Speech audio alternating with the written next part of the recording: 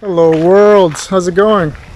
Yeah, I can't really use my drone close to me because then my microphone picks it up. So I guess when I get to Greece, I'll just start to use the drone for some cool shots. But I definitely won't be talking while using the drones. So in any case, speaking of Greece, birthplace of wisdom, or philosophia, love of wisdom. So we consider it to be the place of wisdom. However, I think it's an ultimately human desire and intuition. We want to know. Knowing is what gives us power. And that kind of distinguishes itself from wisdom, in my opinion. So the debate I'm kind of having with myself is knowledge and wisdom the same thing? I think probably not, but they're connected, they're linked together. So that's an interesting thing to talk about. I've been thinking about various things lately. I just don't know how to consolidate them and turn them into something coherent, like idea. But I think I want to begin with Nietzsche, because Nietzsche, and diametrically opposed to Nietzsche, not in ideology but in terms of how they use wisdom, would be someone like Confucius, for example. The Western philosophy versus Eastern philosophy, the difference between the two. I would say Eastern definitely focuses more on wisdom, whereas Western focuses more on knowledge. And yet you can have knowledge of wisdom and you can be wise with knowledge. So which ones do what? Which philosophers do what? That's kind of the question that can be asked for each and every person who has, let's say, made a name for themselves in the world of philosophy in our history. And the reason I want to start with Nietzsche is because, one, he's my favorite philosopher, and two, a lot of the knowledge or wisdom, will determine which ones they are later. His knowledge / wisdom seems to be very applicable to us today. Back in his day, he had considered himself, well, I wouldn't say he had considered himself, I would say he had believed that his philosophy was for the future, and that he had come too early to the world with his ideas. And the reason he said that was because they weren't really ready to hear what he had to say, and he had kind of predicted something that was soon to develop, but not soon enough for him to really see it happen in his own lifetime. And this development I'm talking of is the death of God, right? So it's no coincidence, we can talk about what that really means, but it's no coincidence that soon after Nietzsche, Eastern philosophy became increasingly popular with Western society. The reason for that is, once you abandon or stop believing in your metaphysical structure, that's a fancy way of saying, abandoning what it is that you believe about the nature of reality and purpose and meaning and why are we all here. Once you get rid of that, you don't just continue living, trivially without any guidance or direction, or maybe you do, right? But I can tell you this, you don't continue living for long, and if you do, well, it's a lower quality of life. So that's what Nietzsche had predicted, is that there would be a crisis, a philosophical crisis that would descend upon humanity. Soon after he died, it happened, and that was due to the death of God. So if people stop believing in him, or her, or them, there's multiple religions out there, a lot of the time you fall into nihilism, and nihilism is something that takes away your will to power and your will to to life, your will to morality, your will to everything.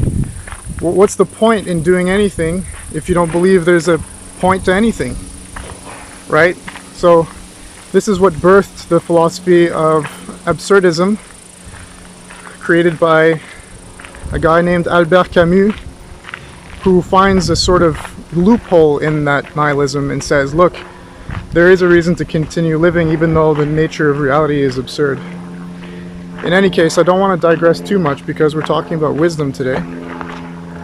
But it just goes to show you everything that I've been talking about, the sequence of events that developed ever since Nietzsche had talked about the death of God and what was going to happen, which is people fall into nihilism and then they start to kill each other, all this kind of stuff. He knew these things. This was knowledge. But it's linked to wisdom somehow, isn't it? How? There's many questions we can ask. Like how? We can say that in many different ways. In any case, let's stop there and switch to Eastern thought, Eastern philosophy, which doesn't really predict things as the way Western philosophy does. Like Nietzsche was very prophetic, right? A lot of the things he was saying was based on a lot of the current human condition, sure, and he extrapolated a lot of the current human condition from historical past events. He was a philologist, which is the study of languages and religions and history in order to almost extract knowledge from it. So very knowledge-based practice. In any case, Confucius, on the other hand, and Lao Tzu, and Sun Tzu, and another guy named Xia. Anyway, lots of the Eastern Buddhists and Taoists, they had a lot to do with the human condition in the present moment. They had to do with understanding how humans are in relation to the nature of existence and how it operates. It was much more transcendent in terms of time, meaning it's applicable always. It always has been, it always will be. That's just the way things are. Literally the way things are. Taoists, for example, what Tao means is the way, which almost, not almost, it does predicate before any kind of construct, meaning the universe or multiverse or whatever you want to believe. If you want to look at it in the Buddhist way, which is more that reality is an illusion, Taoism really states that there's a way, there's a sense that things, there's a sense of how energy flows or how everything kind of derives and arises. And that way is something that you can't define. There's no, and that sounds familiar to a lot of you, I would imagine, like Islam has a lot of similar sayings like that, There's a reason I've been trying to not saying, so much. I gotta focus on that. In any case, to try to describe God and have pictures of God, there is no encompassing God, and you're almost dishonoring God by anthropomorphizing it. And so that's an idea I've always kind of found interesting in Islam, which is why they don't have pictures even of Muhammad. They don't really have pictures of Muhammad, so their prophet. So the way is kind of like that. And if you're interested, Lao Tzu is a philosopher. Apparently he was a politician, if I remember correctly, or some kind of civil servant, and he never set out to unleash unto the world the wisdom that he did with the Tao. But the story goes that at some point in his life he decided to leave and he went west, and back then it was more like nation city-states kind of thing. And so he left, I think maybe I'm wrong, but it's called Wu. I think he was in the nation of Wu at the time. And before he crossed the border, a border guard recognized him. He was somewhat famous. And he said, "Master Tzu, before you leave, can you teach me all you know?" So, because he was asked, he went into the mountains and wrote, I think, 83 stanzas. And they're all very paradoxical in some sense. They're kind of like word games. Very, very simple.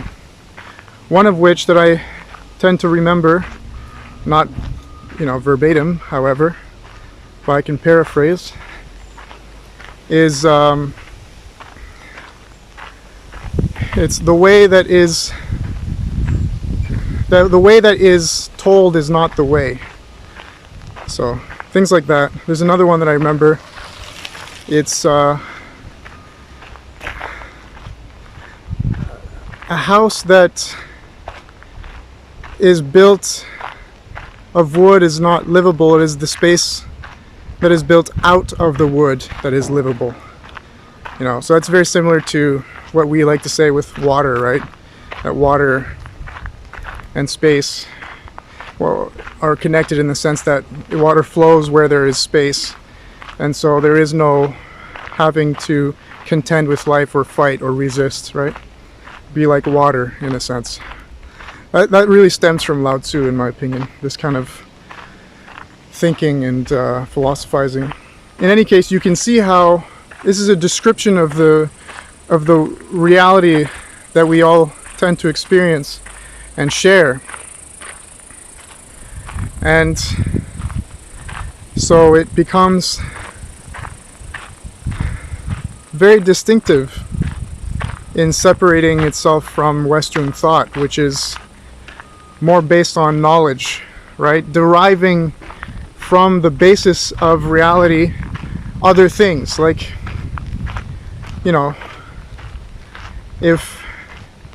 if I tell you that the sky is blue, that's a description of reality in terms of your experience of it. But if I start to describe to you why it's blue, it has something to do with the atmosphere, and it's a reflection of the planet's oceans, and that's how we get the blue color and that kind of stuff, that I'm deriving information from that initial wisdom, which is that the sky is blue. It's a little windy. So you can see there how they're connected. The description and the information you derive from the description are connected. I mean, you have to derive that information from somewhere, right? And so wisdom and knowledge are not the same, but they come from the same. So that's something I think people should be aware of when it comes to philosophy, is that there are practices that differ, and there are different utilities for those practices, right? I'm just going to hold this a little closer. So, if you want to better your life, there's no sense in understanding all the derivations that you can understand from some metaphysical concept. Just because you understand the way of how human societies develop and interact, it's not necessarily going to make you a better member of society, right? So ultimately, if you're looking for wisdom, it's very good to live, experience. People, I think, put too much emphasis on studying, but having experience is the ultimate study, Boy, it's getting windy. Good for me, because I'm hot. In any case, if you want to be a philosopher, in the sense that you're the kind of person who really enjoys deriving information, it's what you always do, you always analyze everything, and you feel like that's the way you can contribute to the world, or it's how you function in life, it's just that's how you need to live your life, by analyzing things, good, sure, philosophize that way, but you still need to draw from the wisdom of life, in my opinion, the Eastern meditation sort of thing, to balance yourself out, because you can derive lots of information, but if the foundations aren't something you're connected with and you're strong with, if you're not synchronized with the reality that you're studying, then what's the point? Maybe everything that you're deriving like information is wrong, because you end up almost just following your own vibrations, your own ideas, your ego, which is imperfect, rather than syncing up with the true vibrations of the universe. And I know that sounds very woo-woo, but what I mean by that is that frequencies are regular patterns. We observe them through science, in nature, all the time. Different frequencies give off different,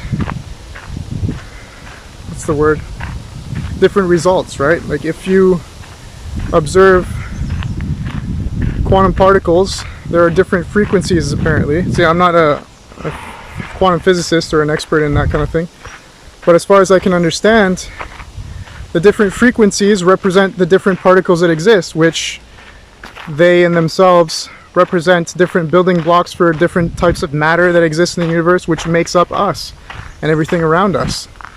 So if you respect and stay in contact with the frequencies of the universe, in that sense, which is to literally just follow and be according to nature, then the information you end up deriving is a lot more solid and has a lot more utility in that sense. So walking the line between windy. Hold on. Just wait a second here.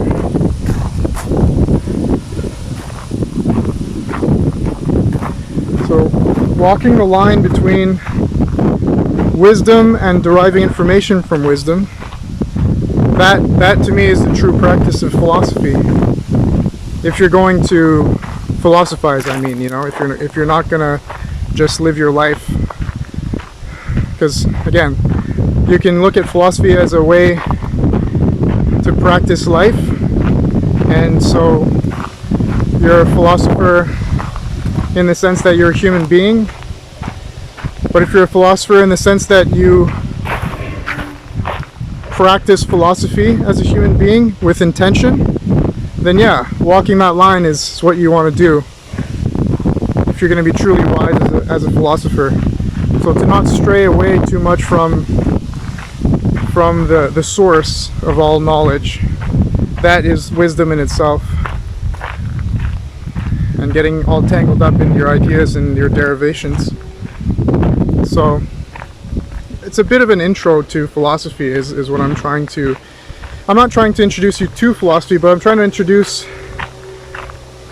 the idea that philosophy is something that I believe all people naturally gravitate towards for a reason.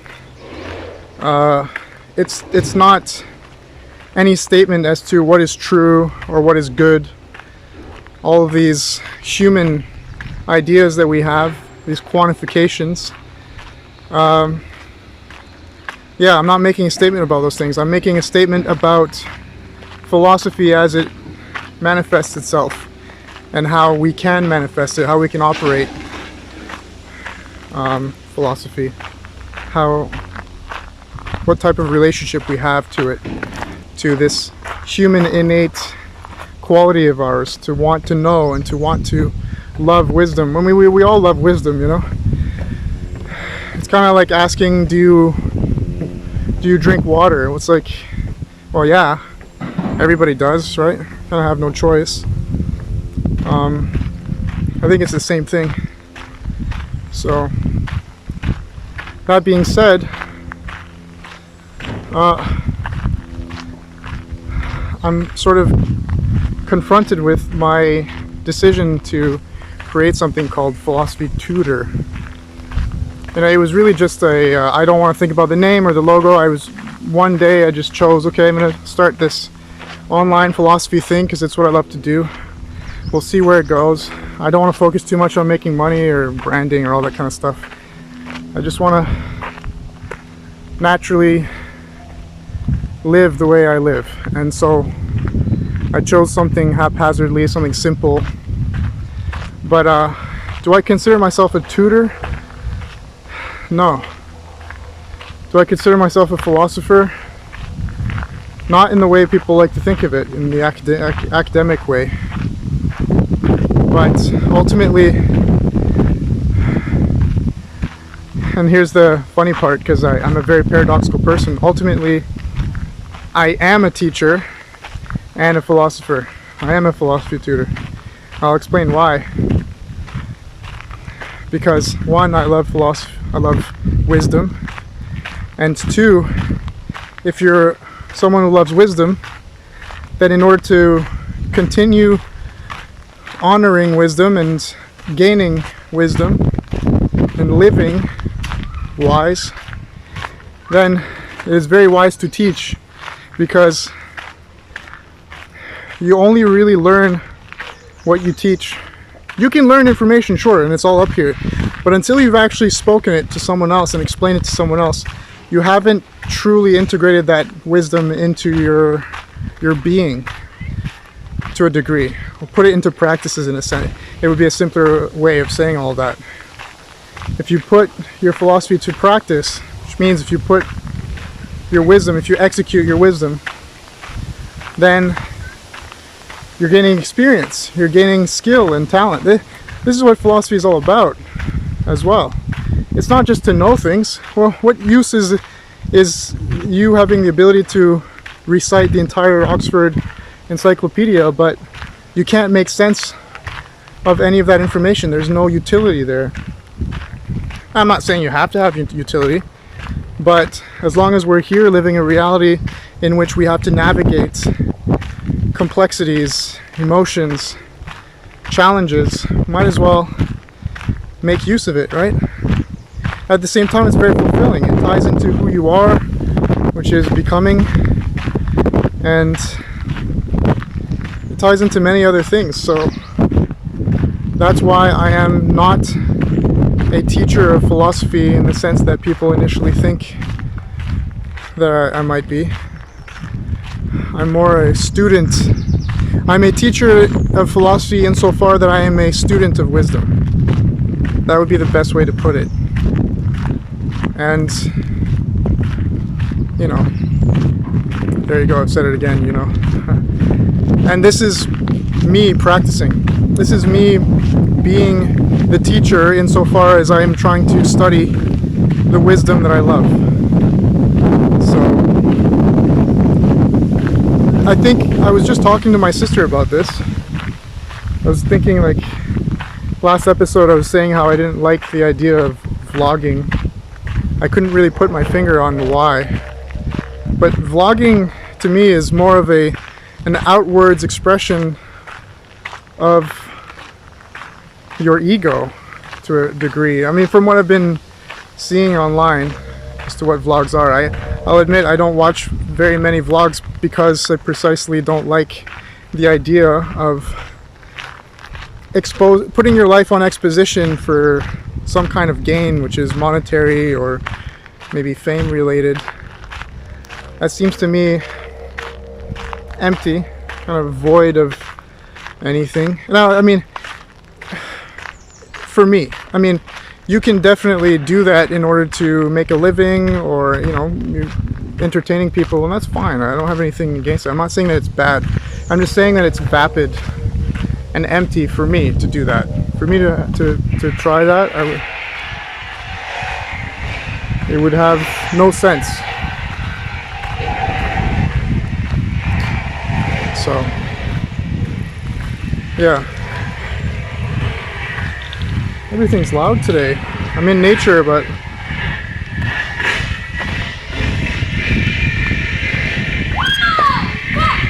I think someone is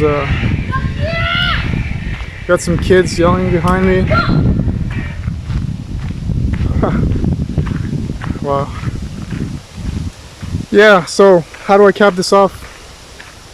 Let's return to Nietzsche and Confucius for a second. And then I'll let you go on your way to continue living the life that you're living before and will continue living after. That right there is a sentence that's reflective of Confucius and how I think he demonstrates that time is one of these things that we use to our peril. Now, it's not just Confucius, I think it's just Eastern religion in general. We think of time in terms of cycles. We think of time in terms of a metric system. Now, the Greeks, my good friend Oliver taught me this, but the ancient Greeks like to separate time in two fashions. The first is chronos, which is the measurement of time, how we use it to organize ourselves. And kairos is time in the sense of how we relate to it. So even back then they knew that the way we relate to time is different than how other people relate to time. And perhaps even how the rest of the universe relates to itself, and planets and all that. Maybe they knew to some degree an aspect of what we call relativity today. What Einstein taught us was how the nature of reality kind of functions, which is that gravity ultimately only emerges. It's not an independent force that comes from some source. It's just an emergent phenomenon from the fact that space is curved, and the matter that exists within space is what curves that space. So a planet in space almost like bends the space around it, and that bending is what pulls another mass in the universe or another planet, say the moon, which is more of a rock, towards it, because that space is bent and slanted. So there's a very, very philosophical notion behind that, which is that time, as much as you can measure it and extract utility from time, understanding that there is no separation, which is like 1 second, 1 minute, 1 hour, these separations that we make using time, that is not wisdom, that is knowledge, right? So the East meeting the West in that sense, I think, is very powerful, and that's why my personal philosophy that I'm developing for myself, it's just my understanding of how reality is the act of combining two things, making a paradox. A paradox really is just the limitation of human understanding insofar as it can conceive of an idea such as God or the infinite, things like that. They ultimately become paradoxes because we don't have the capability to encompass that knowledge. So the true wisdom there is to have understood that you don't need to measure these things. You don't need to describe them and define them and categorize them. You can ultimately, and I'm saying ultimately a lot too, by the way, you can do both. You can connect to the source and measure things. So that's where Nietzsche was powerful, because I think he did have some sort of relationship with nature and reality, and he was very meditative. So he tapped into the infinite, to the things that we can't conceive of. And from that, he was able to derive a lot of information that helped make predictions and warn the societies of the future against the things that were to soon happen afterwards, which is mass death and violence. So if any of that interests you, you can apply that to your life. You don't need to be a philosopher that sells a lot of books and changes the ideological battlegrounds of humanity and tilts it one way or another. No, you can do that for your own life. That's ultimately the the main goal, I think, of every human being anyway, is to understand and to feel connectedness and to be well. So philosophy is the way of the future, I think. It's a beautiful thing. In any case, I'm really glad you listened to me, and hopefully it wasn't too windy, and I wish you a great day. Bye bye.